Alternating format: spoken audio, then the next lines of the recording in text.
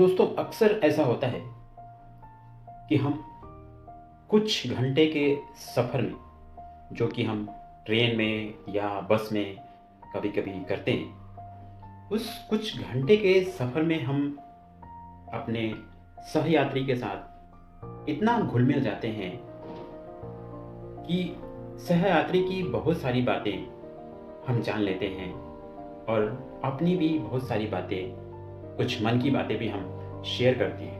आ रहे हो, कहाँ से आ रहे हो, कहाँ रहते हो, वो सारी चीज़ें हम बात करने लगते हैं। लेकिन यही चीज़ हम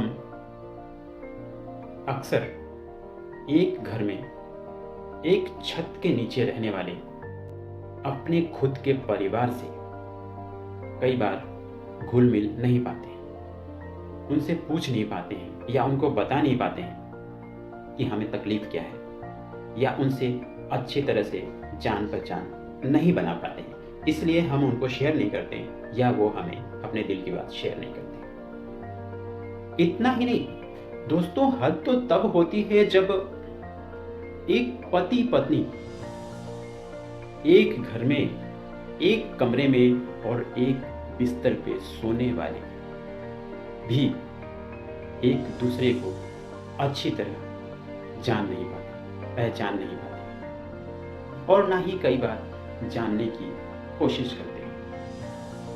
आजकल के भाग दौड़ भरी जिंदगी में सब व्यस्त हैं। जो घर के बाहर है वो भी व्यस्त है, जो घर के अंदर है वो भी व्यस्त है। लेकिन अगर कुछ टाइम बचता है तो वो सोशल मीडिया में व्यस्त रहते हैं। इस तरह एक दूसरे को जानने का न टाइम मिलता है, न मौका मिलता है, न इंटरेस्ट रहता है। और यही दूरी धीरे धीरे करके छोटी छोटी बातों का बहाना लेकर यही दूरी एक दिन इतनी बड़ी, इतनी लंबी हो जाती है कि वापस एक दूसरे से मिलना, एक दूसरे से अपने मन की बात शेयर करना बोरिंग सा लगता है।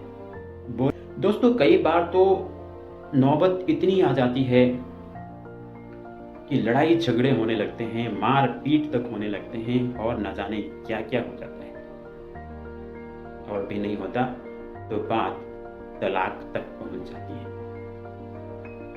दोस्तों मेरा इस टॉपिक पे बात करने का मकसद एक ही था कि हम चाहे जो भी हो, जहां भी हो, जैसे भी हो, अगर हमें थोड़ा ऐसा लगता है तो हर एक को, हर किसी को एक बार ठंडे दिमाग से सोचना चाहिए कि कहीं हम एक दूसरे से दूर तो नहीं जा रहे हैं किसी वजह से। एक दूसरे की हालचाल पूछना चाहिए, अपनी बातों को शेयर करना चाहिए। और आप जहाँ तक भी गए हैं, अगर आपको लग रहा है कि बात बिगड़ चुकी है तो वहीं से वापस लौटने की कोशिश करना चाहिए और आगे की ज़िंदगी अच्छी हो ये सोचकर पुराने सारे गिले शिकवे भुलाकर आगे से अच्छी लाइफ जीने का प्रयास करना चाहिए। छोटी मोटी बातों को दिल पे नहीं लेना चाहिए।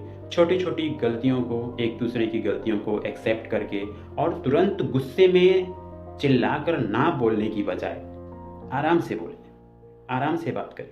हो सके तो थोड़ी देर बाद बोलें कि आपने ये वाली जो हरकत की वो हरकत मुझे हर्ट की, मुझे बुरा लगा, आपको ऐसा नहीं करना चाहिए। तो सामने वाले का दिमाग जब ठंडा रहेगा, जब वो ठंडे दिमाग से आपकी बातों को सोचेगा, समझेगा, तो उसको लगेगा कि हाँ, कहीं ना कहीं मैंने गलत बोला है, गलत किया है, तो आगे से वो उस बात को ध्यान रखेगा। आप तुरंत चिल्लाना शुरू कर देंगे तो सामने वाले का दिमाग भी अचानक खराब हो जाएगा। सामने वाला आपसे भी ज़्यादा गुस्सा हो सकता है और जब दोनों गुस्से होएंगे तो गुस्से में सिर्फ और सिर्फ नुकसान ही होता है, फायदा कभी नहीं होता है। और जो गुस्सा करता है वो अपना ज़्यादा नुकसान कर लेता है, तन से, मन से और कई बार धन से भी नुकसान उठाना पड़ता है। इसलिए आप अपनी सोच को पॉजिटिव रखें, एक दूसरे को लेके निगेटिविटी अपने मन में पैदा ना होने दें और अपने परिवार, अपने भाई बहन, माता पिता सबके साथ प्रेम के साथ, प्रेम से रहने, प्रेम बांटने और प्रेम से जीने का संकल्प करें और खुश रहें, खुश रखें, मुस्कुराते रहें। जय हिंद।